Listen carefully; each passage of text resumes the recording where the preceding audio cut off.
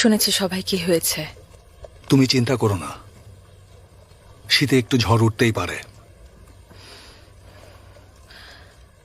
বেগ, আমি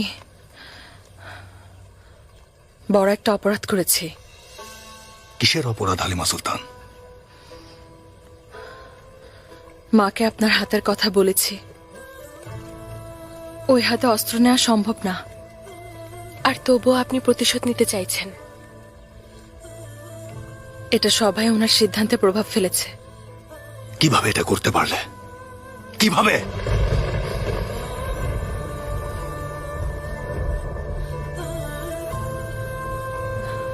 ভয় পাচ্ছিলাম আপনাকে আর দেখতে পাবো না। ভয় পাচ্ছিলাম আমাদের সন্তান তার বাবাকে না দেখে বড় হবে। আর্তুগ্রুল, যদি আমার শহীদ হওয়াকে তুমি ভয় পাও, তবে আমার মুখ দেখো না। আমাকে আর তোমার বীর বলে ডেকো না। আর্তুগ্রুল।